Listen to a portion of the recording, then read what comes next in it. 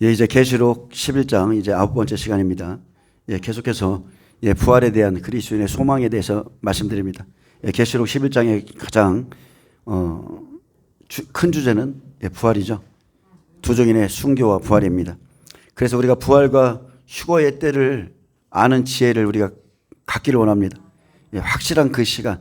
그래서 시작점은 모르지만 환란이 시작되면 자, 부활하는 그 시간을 우리가 정확하게 알 수가 있어요. 예, 복음으로 거듭난 그리스도인의 가장 큰 소망은 누가 뭐라 할지라도 예수 그리스도의 강림이죠. 예수님의 강림을 기다리는 자의 소망은 두말할 것도 없이 부활입니다. 부활은 주께서 강림하실 때 일어나고 그날은 죽은 자들이 썩지 아니할 것으로 다시 살아나 아주 아름다운 영의 몸을 입는 가장 영광스러운 날입니다. 성경은 그날에 대해서 비밀이라 말씀하셨고 일곱째 천사가 나팔을 불 때에 하나님의 그 비밀이 이루어지리라 약속했습니다. 여러분 생각해 보세요. 하나님의 비밀이 무엇이겠습니까? 하나님의 비밀은 그것은 죽은 자의 부활과 그리고 휴거입니다. 예수님께서 가장 사랑하는 자기의 신부들, 그 신부들을 데려가시는 그날, 그것이 비밀스러운 날이죠. 자, 그래서 예수님은 마지막 시대의 징조로 무화과나무를 주셨는데 마가복음 13장 28절에 무화과나무의 비유를 배우라.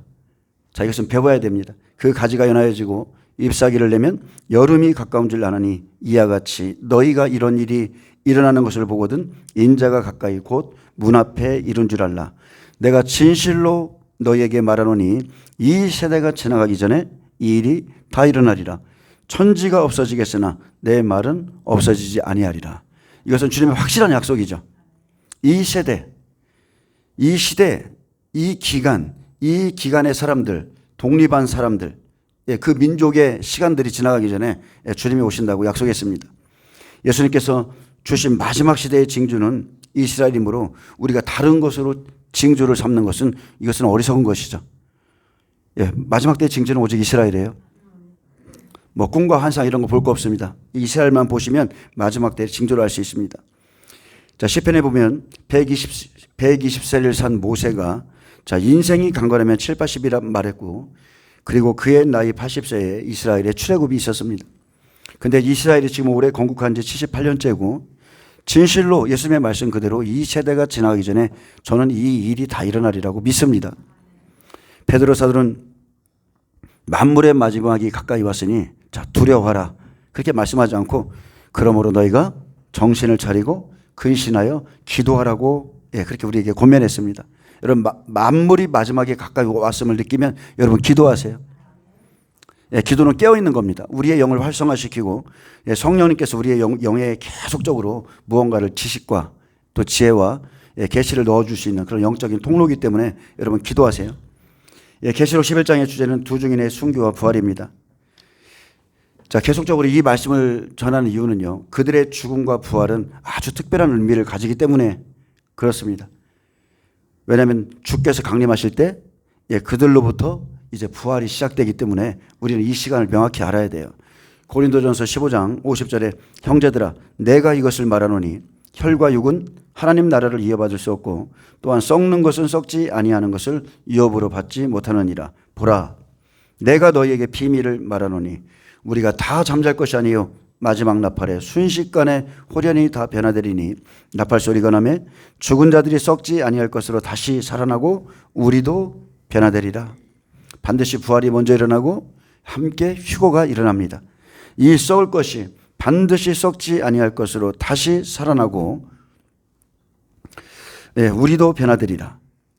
이 썩을 것이 반드시 썩지 아니함을 입고 이 죽을 것이 죽지 아니함을 입을 때에는 자, 여기 썩지 아니함을 입는다는 것은 부활이고요.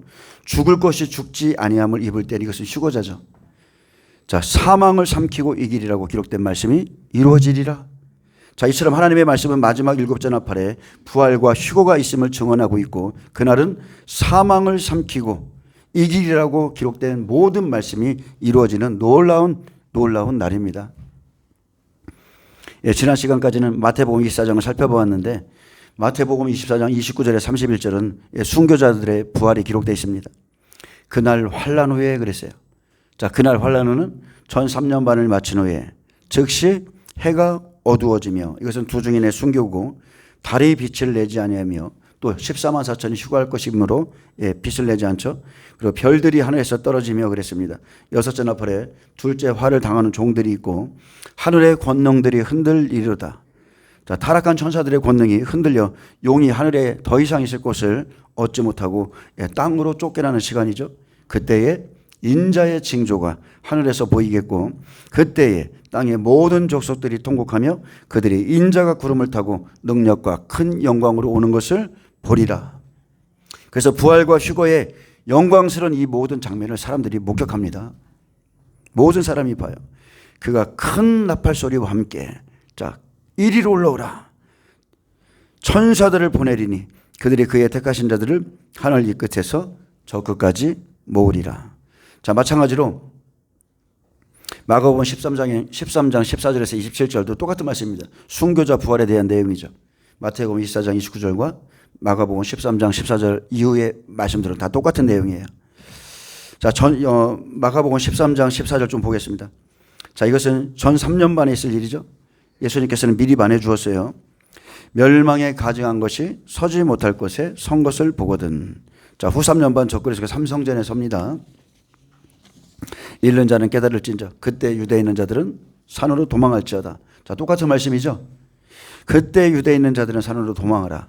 자, 60배들 소활성에서 예비쳐가는 시간인데 부활과 휴거 이후에 다섯째 나팔을 견디고 이기고 나와서 소활성에 있던 60배들이 예비처로 갑니다. 그래서 6나팔에 6개월의 시간 동안 100배들이 데려다 준 그 장소가 그냥 소활성입니다. 계시록 12장 5절에서 6절에 보면 여자가 아들을 낳으니 이는 장차 철장으로 만국을 다스릴 남자라. 그 아이를 하나님 앞과 그 보호자 앞으로 올려가더라. 자, 이제 이 휴거가 있은 이후에는 남아있는 6절에 있는 사람들 어떻게 하라고요? 도망해야 되죠. 그래서 6절에 보면 그 여자가 광야로 도망하며 그랬습니다. 거기서 1260일 동안 그들을 양육하기 위하여 하나님께서 예비하신 곳이 있더라. 자, 이것은 그때 유대에 있는 자들은 산으로 도망할지어다 이 말씀과 똑같은 겁니다. 휴거가 일어나면 자, 그 여자가 광야로 도망해야 돼요. 천년왕국에 들어가기 위해서 즉 양육받기 위해서 하나님께서 예비하신 곳으로 들어갑니다.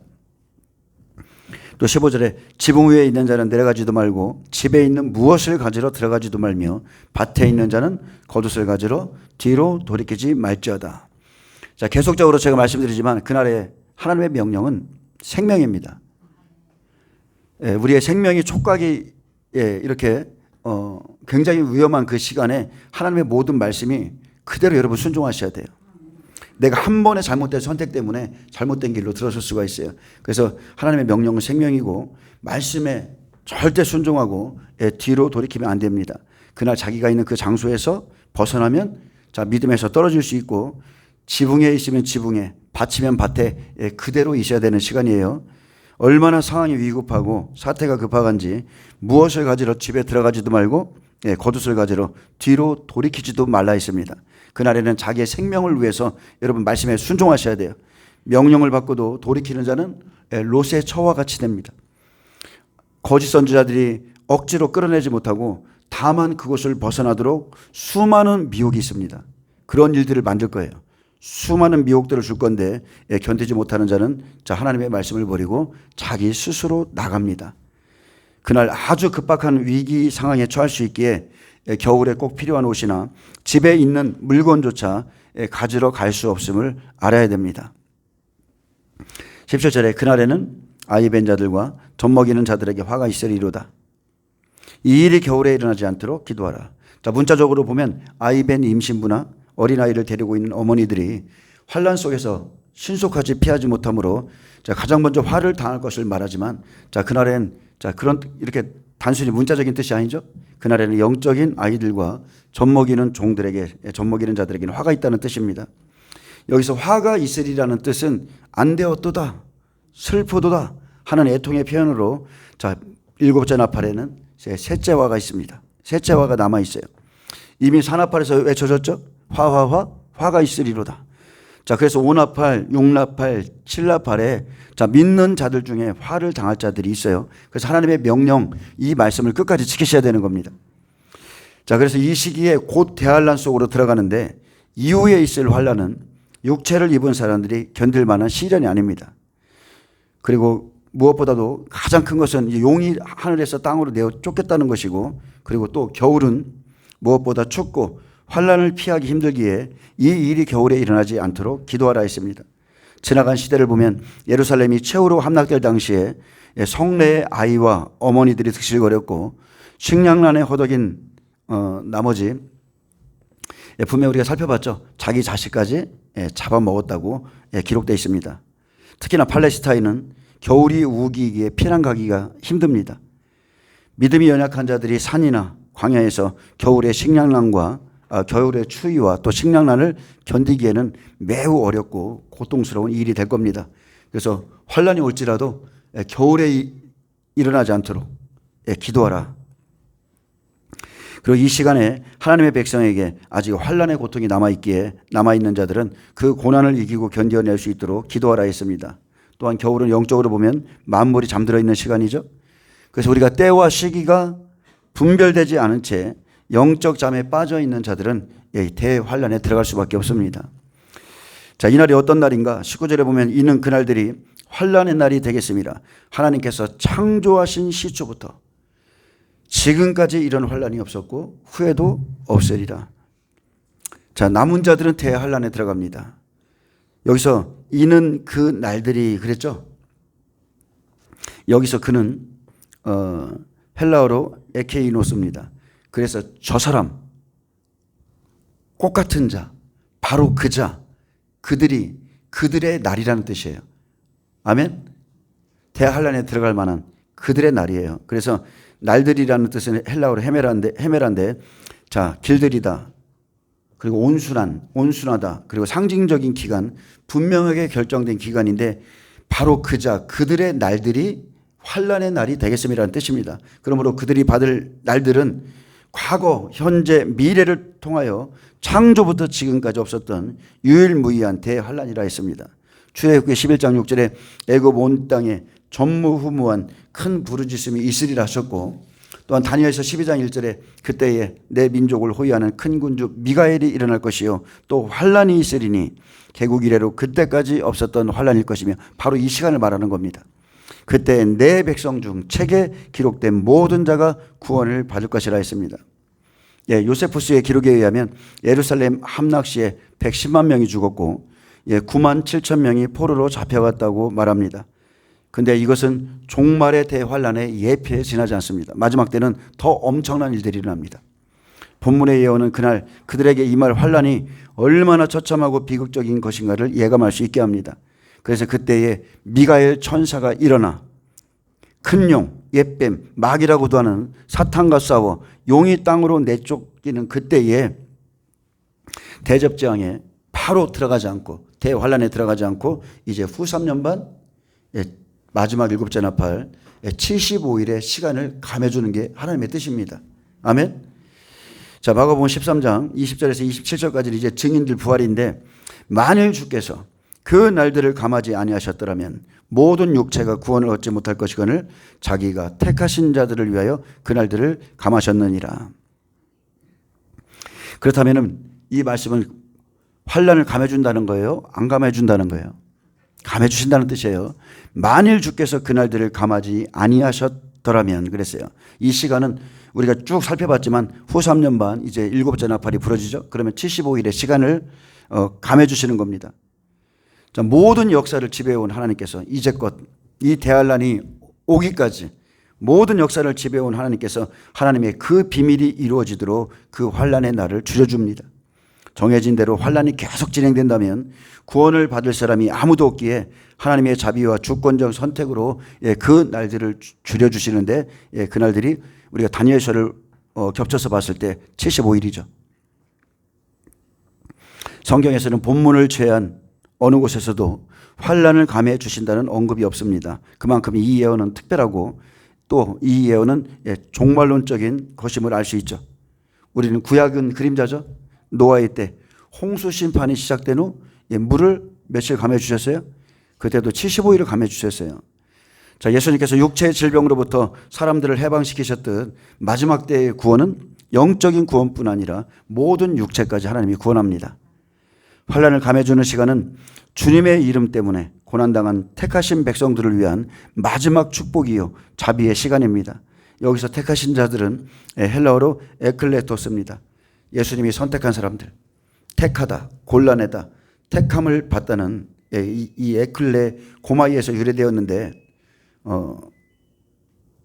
이 말은요 주님께 뽑힌, 주님께서 마음에 드는, 택함을 받은 선출된 자들을 의미합니다.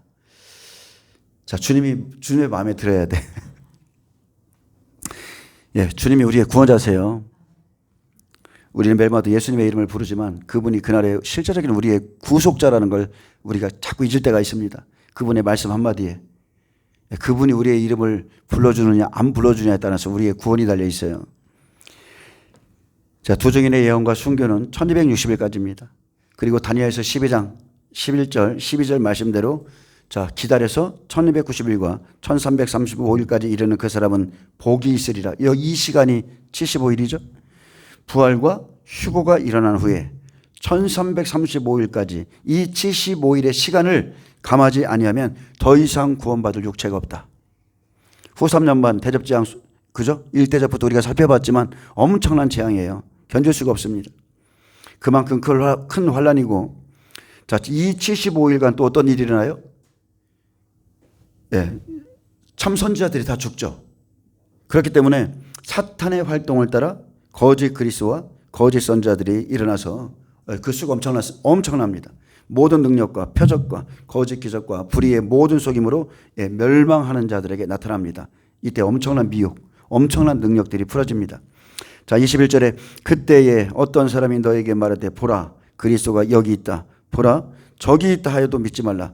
거짓 그리스도들과 거짓 선지자들이 일어나서 이적과 기사를 행하여 할 수만 있으면 택하신 백성을 미혹하려 하리라. 너희는 상가라. 내가 모든 일을 너희에게 미리 말하였노라. 아멘. 여러분, 이적과 기사 너무 좋아할 필요 없어요. 저도 초창기에는 엄청 좋아했어요. 근데 이적과 기사는 우리의 삶에 언제 제일 많이 나타납니까? 우리가 예수님을 처음 만났을 때, 처음 영접하고 세상에서 마귀의 소나기에서 풀려나올 때, 그때 이적과 기사가 제일 많이 있습니다. 영적 전쟁도 그때가 제일 치열하죠. 그 다음부터는 하나님의 말씀 안에서 우리가 걸어가야 돼요. 사람들이 그리스도의 재림에 대해서 준비되지 않았기에 그때에 남아있는 자들이 또 다시 거짓 그리스도와 거짓 선지자에게 현혹될 것이라 했습니다. 근데 이 시간에 이때 남아있는 자는 30배밖에 없어요. 남은 자손들밖에 없습니다. 두 증인과 100배의 증인들이 모두 순교한 이후에 더 이상의 이적과 기사가 없습니다. 환난을 감해주긴 감해주시지만 그 미혹은 여전히 풀어진다는 거죠. 이 시간에 활동하는 자들은 다 거짓 그리스도예요. 예, 거짓 선지자입니다. 죽어야 될 자들이 죽지 않고, 예, 그리고 혼인잔치에 들어갈 자들이 들어가지도 않은 그 남아있는 모든 선지자, 주의 종들은 다 거짓 선지자예요. 그들이 행하는 이적과 기사는 모두 사탄의 활동입니다. 여러분, 이런 것들을 영적으로 잘 분별하셔야 됩니다. 예, 그때는 뭐 엄청나게 역사가 일어나겠지만 지금도 여러분 분별할 줄 아셔야 돼요. 너희는 상가라고 그랬습니다. 너희는 상가라. 자, 상가라는 뜻은 헬라어 블레포입니다. 자, 상가라는 뜻은 보다, 조심하다, 감시하다, 감지하다, 주목해서 보다, 관망하다, 계속 주의하다는 뜻이에요. 그래서 너희는 상가라. 내가 모든 일을 너희에게 미리 말하였노라. 자, 예수님은 환난을 감해주는 시간에 있을 일을 미리 말해주셨죠. 사탄은 마지막 순간까지 성도들을 결코 포기하지 않습니다. 그는 우는 사자같이 다니며 이적과 기사로 삼킬 자를 찾는데, 자, 그때 쓰임받는 자들이 우리가 아는 사람들이라는 거죠. 거짓 그리스도들, 남아있는 사람들. 제가 아까 어떤 선교사, 그분이 이렇게 하여튼 코로나 때 아주 유명하게 활동했던 분인데, 참 진짜 그거 읽으면서 진짜 이 시대에 미혹 조심해야 되겠다. 일반 평신도들 진짜 조심해야 되겠다. 뭐 WEA, WCC, 뭐 이영훈 목사부터 시작해서 누구누구를 잘못됐다고 말하는 것은 그게 이단이다. 뭐 하여튼 뭐 그런 말 무슨 선교사 있어요. 그거 보니까 참 진짜 기가 막힌 거예요. 기가 막힌 거예요. 여러분, 우리가 말씀 안에 붙들려 있지 않으면 이 시대에 미혹당하기 딱 좋습니다. 그리고 제가 가장 기본적인 영분별을 말씀드릴게요. 그 사람이 입에서 욕이 나오고 분노가 나오고 혈기가 나온다는 것은 그 사람은 하나님의 성령에 붙들린 사람이 아니고요. 그것은 어둠의 영에 사로잡힌 겁니다. 분노를 그 혈기를 조절하지 못하는 것. 저도 혈기를 가끔 부리지만 하나님 앞에 엄청나게 회개하거든요. 왜냐하면 아주 이 문재인 정권과 이재명이 딱 들어서고 나서 내가 살 수가 없어요. 그래서 가슴에서 이 울분이 솟구쳐 오지만 하나님 말씀 때문에 제가 이런 얘기를 별로 안 드리는 거예요. 왜? 그런 얘기를 하면 할수록 내 영에 도움이 안 돼요. 너무 평안을 잃어버려요. 그리고 어차피 모든 역사의 주관자는 하나님이시기 때문에 우리가 앞서서 행할 수 있는 분들은 행하고 우리가 또 그분들을 후원해야 되고 나라를 위해서 기도하고 사람들에게 깨어있게 하고 이건 당연히 우리가 해야 돼요. 우리는 깨어있어야 됩니다. 절대 공산주의는 안 됩니다. 근데 오직 그 말만 목회자가 전하고 있다 그러면 그것은 심각한 문제죠. 목회자들은 말씀 전해야 돼요. 왜냐하면 지금 이것이 지금 마지막 시대로 흘러가고 있기 때문에 마지막 시대의 성도들이 우상에게 경배하지 않고 짐승의 패를 받지 않도록 그리고 기근의 때를 준비시키는 게 주의 종들의 사명입니다. 그래서 우리가 잘 분별해야 되고요. 어쨌든 주님이 미리 말하야 했다고 그랬어요. 그래서 주님이 말씀하신 걸 우리가 잘 숙지하고 있어야 되고 자 마가복음 24장 마가복음 24절에서 또 27절은 후 3년 만에 있을 일이에요. 그때에 그 환난 후 해가 어두워지며 달이 빛을 내지 아니하며 자 여기서 그때에 그 환난 후 해가 어두워지면은 전 3년 반 마치기 3일 반 전에 두 중에 순교합니다. 자 해는 복음이죠. 달이 빛을 내지 아니하며 했습니다. 달은 율법이죠. 그래서 이스라엘 14만 4천을 말하는 거고 계시록 12장 4절에 용의 꼬리가 하늘의 별 3분의 1을 끌어다가 땅에 던져 기절한다 했습니다. 이 사람들 엄청 죽을 만큼 기절할 만큼의 고통을 받죠. 휴거자들 엄청난 고난받아요. 또 25절에 별들이 하늘에서 떨어지며 하늘에 있는 권능들이 흔들리리라. 자, 별들이 하늘에서 떨어진다는 것은 종들이 떨어진다는 것이고 자, 육나팔에 죽어야 될 자들 순교하지 않고 살아남은 자는 둘째 화 떨어진 자입니다. 떨어진 자예요. 그러면서 이 사람들이 그 남은 환난을 감해주는 시간에 아주 선지자 노릇하고 어떤 영으로 성령이 아니라 사탄의 활동을 따라하는 거예요. 하나님의 영 다 떠납니다. 왜? 그때 살아남아 있는 사람들 우상 숭배한 사람들이니까. 자, 하늘에 있는 권능들이 흔들리리라. 타락한 천사들이 이제 흔들리죠. 하늘에서 있지 못합니다. 하늘의 전쟁에서 패해서 더 이상 공중에서 있을 곳을 얻지 못하고 사탄과 그를 따르는 천사들도 땅으로 다 내쫓깁니다. 근데 그때에 그랬어요. 26절에 그때에 인자가 구름을 타고 큰 권능과 영광으로 오는 것을 사람들이 보리라. 또 그때에 그가 천사들을 보내어 자기가 택하신 자들을 땅 끝으로부터 하늘 끝까지 사방에서 모으리라. 예수님은 계속해서 지금 그 때에 대해서 경고하시죠. 그 때에 대해서 강조하고 계세요. 그때에 그날들이 그 환난 후 그때에 또 그때에 계속 그럽니다. 그래서 인자가 오시는 그때는 마지막 일곱째 나팔이에요. 마지막 일곱째 나팔. 그가 공중에서 천사들을 보내어 자기가 택하신 장소를 한 장소로 모으는 것도 그때입니다. 공중에 오셔서 그 장소로 자기가 뽑은 모든 사람들을 다 불러올립니다. 예수님께서 큰 권능과 영광으로 하늘로부터 강림하실 때 공중에 오시는 것을 사람들이 모두 보게 됩니다. 그때 천사들이 온 세계에서 모든 택하신 자들을 공중에 모음으로 전 세계에서 부활과 휴거가 일어나는 것을 사람들이 두 눈으로 똑똑히 보게 됩니다. 여러분 생각해 보세요. 이거 얼마나 멋지겠습니까? 정말 우리가 바라던 그 영화의 한 장면 아니에요? 휙휙 눈 깜짝했더니 막 여기 싹 없어지셨네? 얼마나 멋진 날입니까?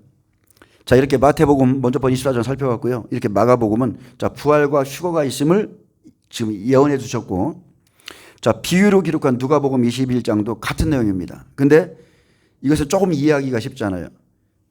왜냐하면 휴거자 중심으로 기록했기 때문에 누가복음 21장은 휴거자 중심입니다. 그리고 또 누가복음 10장도 마지막 때의 일이죠. 자, 누가복음 21장을 좀 보겠습니다. 20절부터 보겠습니다. 자, 순교 및 휴거자들에 대한 기록인데 종말의 징조로 예루살렘의 환난과 인자가 오실 때를 기록했습니다. 마태복음, 마가복음과 같이 자, 부활을 예언해 놨죠. 그래서 8절에 사람의 미혹을 받지 않도록 조심하라 하셨고 환난의 징조와 환난 속에서의 박해를 설명하신 후에 19절에 너희의 인내로 너희 영혼을 얻으리라 했습니다. 그래서 원인과 결과가 있죠. 서로 연결되어 있어요. 너희의 인내는 앞에서 언급한 여러 형태의 핍박을 견디어 참는 것이고 그 결과로 얻게 되는 영혼이 생명에 들어갑니다. 결국 인내함으로 영원한 생명을 보존하게 된다는 뜻이에요. 아멘. 예수를 믿으면 무조건 영원히 보존된다. 성경에 그런 구절 한 구절도 없습니다. 인내함으로 영원한 생명을 보존하게 될 것이다. 20절은 종말에 관한 이중적인 예언입니다. 너희가 예루살렘이 군대들에게 에워싸이는 것을 보거든 그 멸망이 가까운 줄 알라. 너희가 예루살렘이 군대에 에워싸이는 것을 보거든. 예루살렘의 멸망은 세상의 종말과 연결되어 있습니다. 자, 1차적으로는 유대 폭동이 AD 66년에 시작되어 3년 6개월간 계속됐는데 로마 디도 장군이 수십만 대군으로 예루살렘을 에워싸고 공격해서 AD 70년 8월 6일 성전을 불지르고 파괴해서 완전히 멸망시킨 것이고, 자, 누가는 더 나아가서 지금 뭘 말해요? 이제 주님의 재림 직전에 일어나는 예루살렘 성의 일을 보고 기록했습니다. 마가는 마가복음 13장 14절에 멸망에 가증한 것이 서지 못할 곳에 선 것을 보거든 읽는 자는 깨달을진저라고 기록했는데 마지막 때의 모습이죠. 그날에 적그리스도가 그 성전에서 자기를 하나님이라 합니다. 이렇게 사복음서에서 누가만이 예루살렘 성이 포위된 것을 보거든이라 기록했지만 같은 말씀입니다.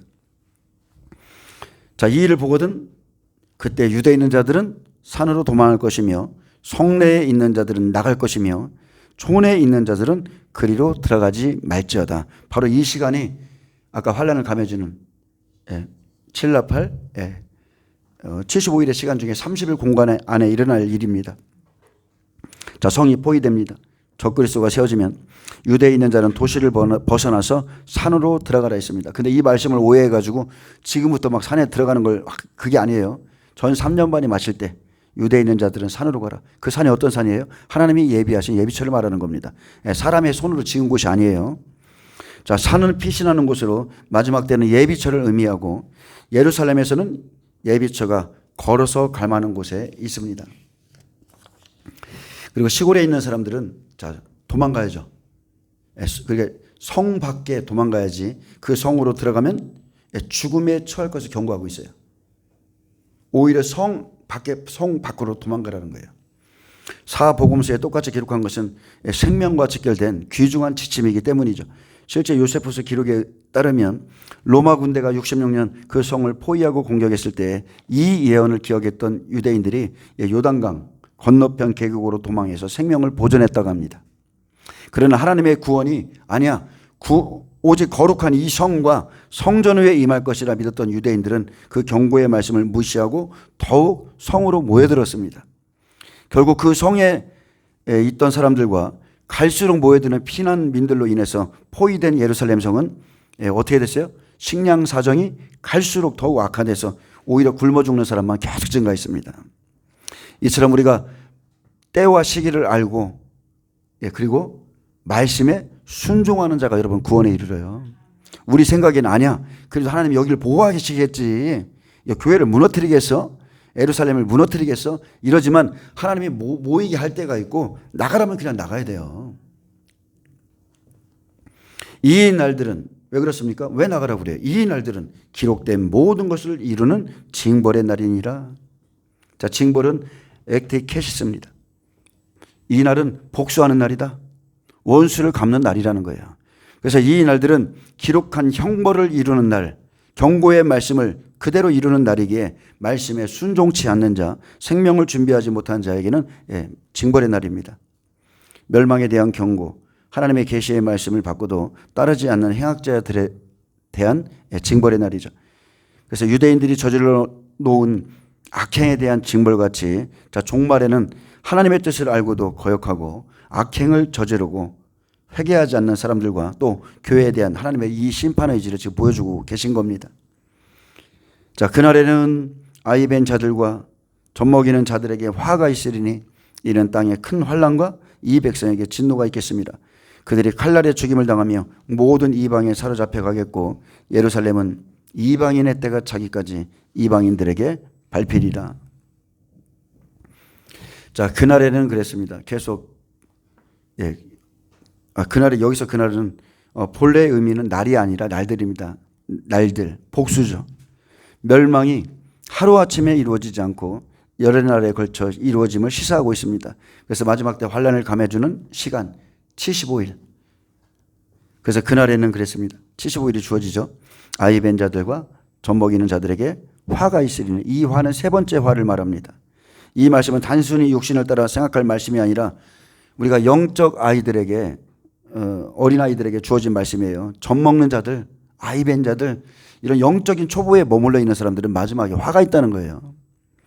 육신적으로 보면 그날 최우선적으로 보호받아야 될 대상은 임신한 연약한 여자와 젖을 먹이는 갓난 아기의 어머니인데, 그들이 보호받지 못하고 오히려 맨 처음 화를 당한다고 하신 것은 이들이 움직이기 곤란해 갑자기 닥친 형벌을 피할 수 없음을 말씀하신 그 정도의 말씀이 아니라, 히브리서 5장 12절 말씀처럼 때가 오래되었으므로 너희가 마땅히 선생이 되었을 터인데, 너희가 다시 하나님의 말씀의 초보에 대하여 누구에게 가르침을 받아야 될 처지니 단단한 음식은 못 먹고 젖이나 먹어야 될 자가 되었도다. 이는 젖을 먹는 자마다 어린아이니 의의 말씀을 경험하지 못한 자요, 단단한 음식은 장성한 자의 것이니 그들은 지각을 사용함으로 연단을 받아 선악을 분별하는 자들이니라. 아멘.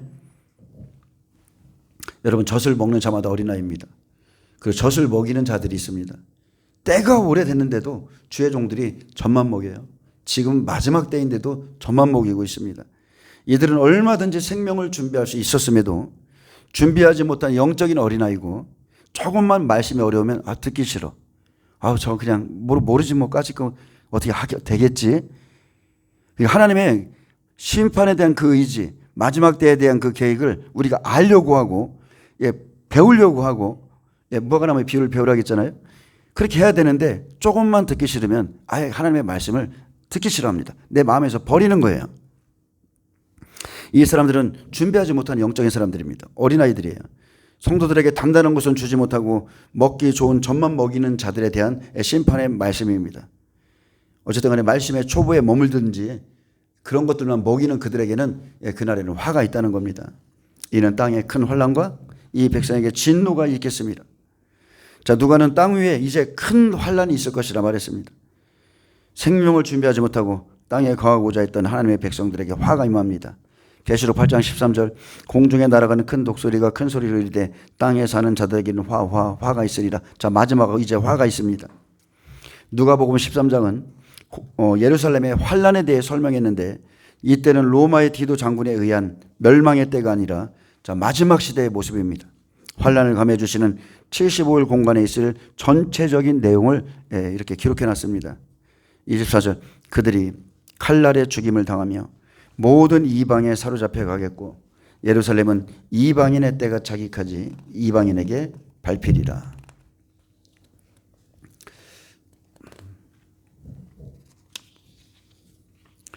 자, 그들이 칼날에 죽임을 당합니다.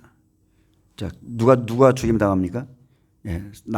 그 시간에 남아있던 30배를 다 순교합니다. 그 시간에는 1335일까지 생명이 있는 자들은 적그리스도에 의해서, 짐승들에 의해서 초토화되죠. 모든 이방에 사로잡혀 가겠고 바벨론의 우상숭배, 666 짐승의 폐사건으로 30배들이 떨어지면 화합니다. 다 사로잡히는 거예요. 하나님을 대적하는 이방인들에게 다 사로잡혀 갑니다. 계시록 14장 9절에도 만일 누구든지 짐승과 그의 우상에게 경배하고 이마에나 손에 패를 받으면 그도 하나님의 진노의 포도주를 마시리니 그 진노의 잔에 섞인 것 없이 부은 포도주라. 거룩한 천사들 앞과 어린 양 앞에서 불과 유황으로 고난을 받으리니 그 고난의 연기가 세세토록 올라가리로다. 자, 거룩한 천사들 앞과 어린 양 앞에서. 그러면 이 사람들이 지금 누구예요? 부인했다는 뜻이잖아요. 누구든지 사람들 앞에서 나를 부인하면 그의 천사들과, 그죠? 하나님 앞에서 부인한다고 그랬잖아요. 자, 그 고난의 연기가 세세토록 올라가리로다. 짐승과 그의 우상에게 경배하고 그의 이름패를 받는 자는 누구든지 밤낮 쉼을 얻지 못하리라 하더라. 제가 지금 계속 마태복음, 마가복음, 누가복음을 통해서 이 시간을 반복적으로 말씀해 드리는데, 여러분 똑같은 말씀이지만 약간씩의 차이가 있습니다. 근데 그 시기는 똑같아요. 마지막 7째 나팔입니다. 자, 예루살렘은 이방인의 때가 차기까지 이방인들에게 밟히리라. 그래서 성전 밤 마당은 42달 지나기까지 완전히 밟힙니다. 이방인들에게 다 밟혀요.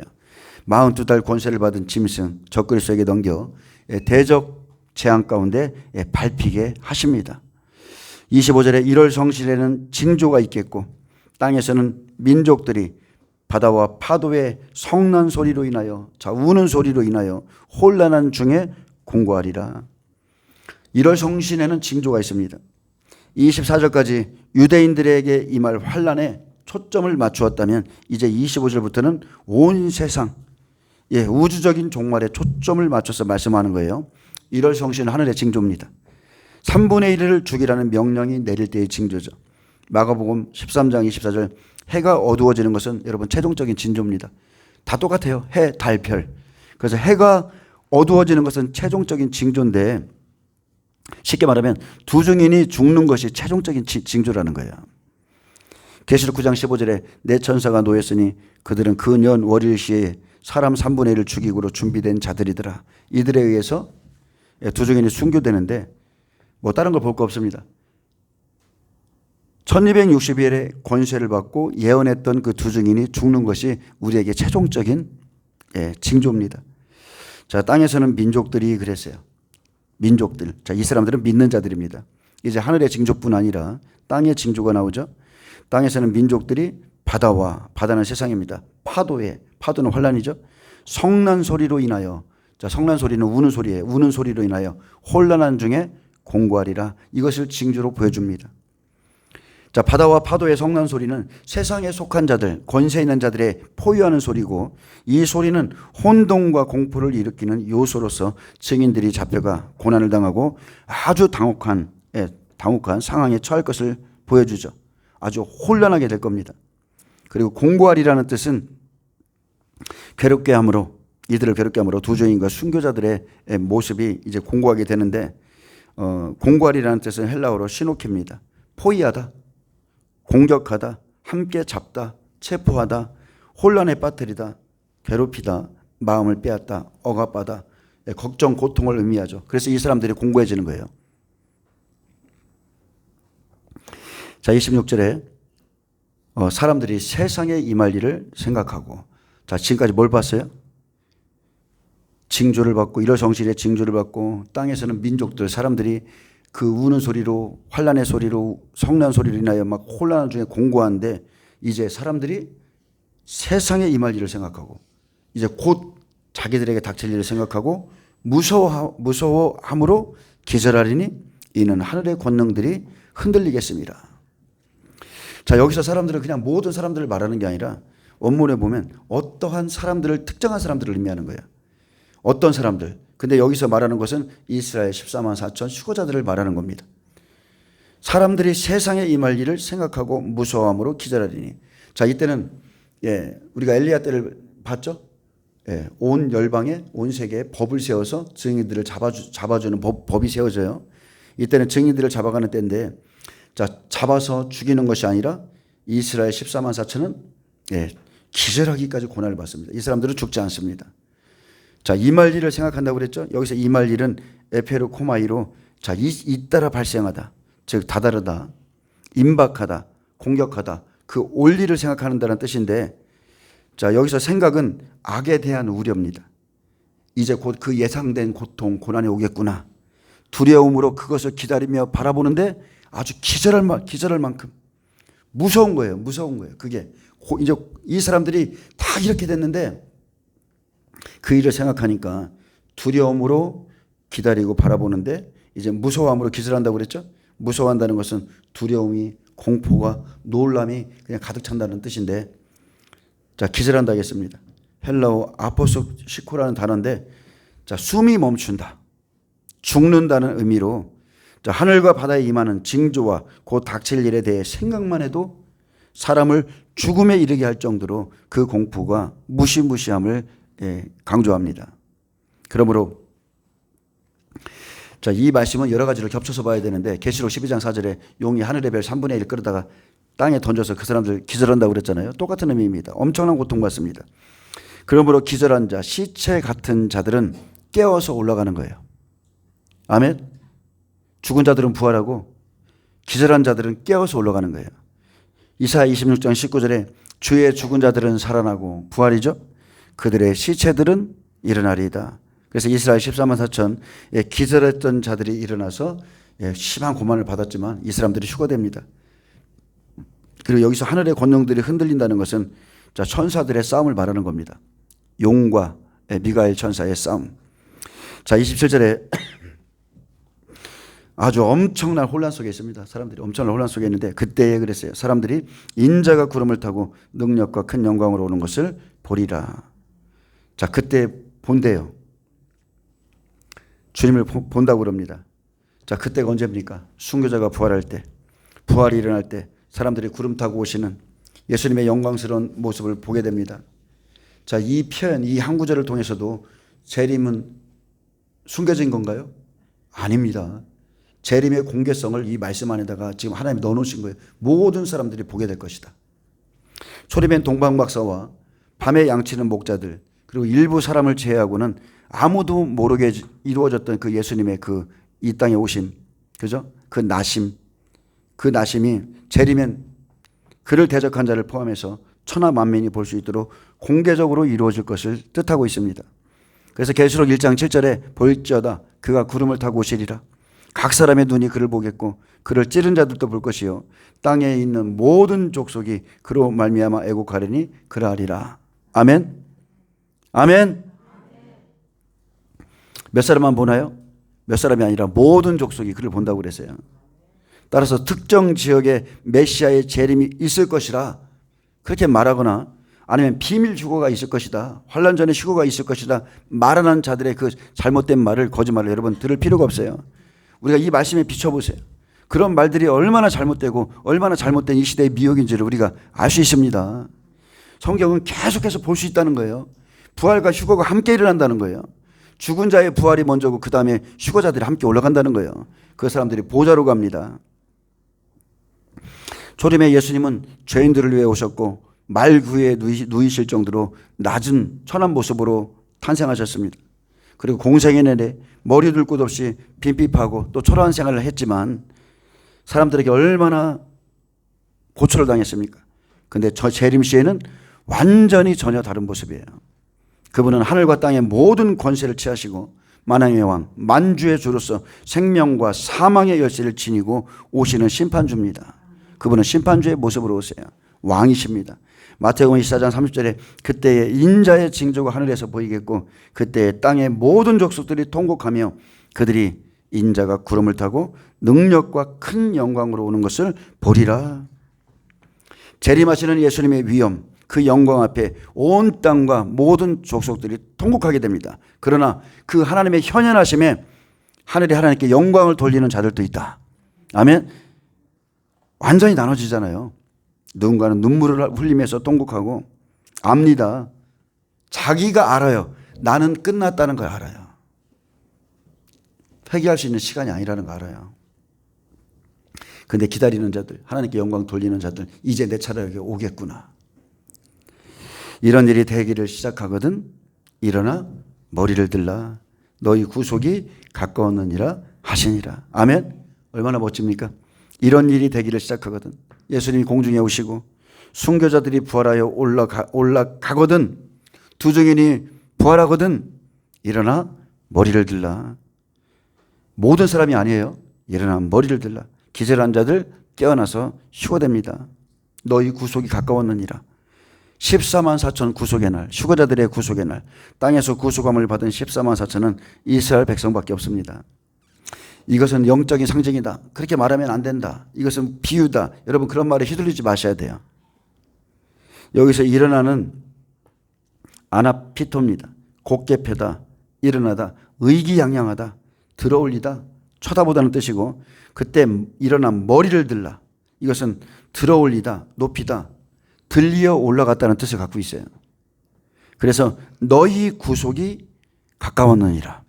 너희의 구원, 너희의 속량, 너희의 구출, 너희의 이 땅에서의 벗어남이 가까웠다. 그래서 부활 이후에 휴거가 일어나니까 너희 머리를 들라. 아멘. 부활과 함께 휴거자들, 남은 사람들은 천연왕국 이후에 천국에 들어가요.